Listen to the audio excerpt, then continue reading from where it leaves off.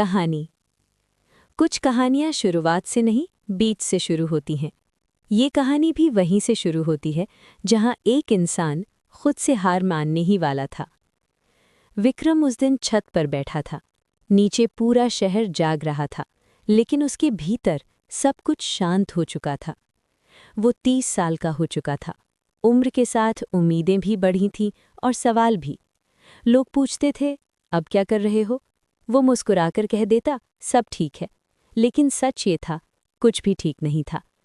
पिता की मृत्यु के बाद घर की जिम्मेदारी अचानक उसके कंधों पर आ गई थी। माँ बीमार रहने लगी, छोटी बहन की पढ़ाई अधूरी थी। विक्रम पढ़ा लिखा था, पर सफल नहीं। हर सुबह वो नौकरी की तलाश में निकलता, हर शाम खाली हाथ लौटता। धीरे धीरे उसने खुद से सवाल करना शुरू कर दिया, क्या मेरी मेहनत कम है या मेरी किस्मत? एक दिन उसका सबसे करीबी दोस्त शादी का कार्ड देने आया। अच्छी नौकरी, अच्छा जीवन। विक्रम ने बधाई दी, लेकिन उस रात वो सो नहीं पाया।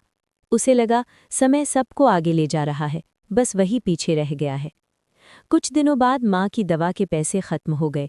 विक्रम ने पहली बार अपने स्वाभिमान को एक तरफ रखा। वो एक गोदाम में छूगी नौकरी करने लगा। दिन भर बोझ उठाना, रात को थक कर गिर जाना।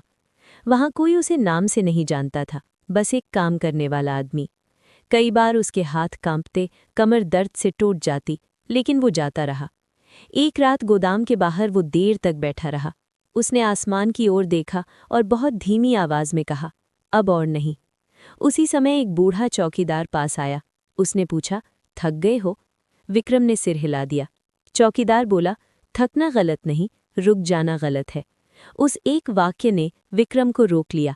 उसने काम के साथ सीखना शुरू किया। छोटे छोटे कौशल, रात में पढ़ाई, गलतियों से सीख। किसी ने तालियां नहीं बजाईं, किसी ने शाबाशी नहीं दी, लेकिन वो चलता रहा। 3 साल बाद विक्रम उसी गोदाम में नौकरी नहीं करता था। वो उस काम को समझ चुका था। आज वो एक छोटा व्यवसाय चलाता है। बहुत बड़ा नहीं, बहुत चमकदार नहीं, लेकिन ईमानदार, और उसका अपना। माँ की दवाइयाँ समय पर आती हैं, बहन की पढ़ाई पूरी हो चुकी है। विक्रम आज भी उसी छत पर बैठता है, लेकिन अब सवाल नहीं पूछता। वो बस इतना कहता है, समय ने देर से सुना, लेकिन अनसुना नहीं किया। सीख।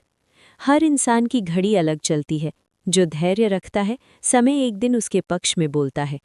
आज का प्रश्न, क्या आप भी किसी उत्तर के इंतजार में खुद को थकाते जा रहे हैं?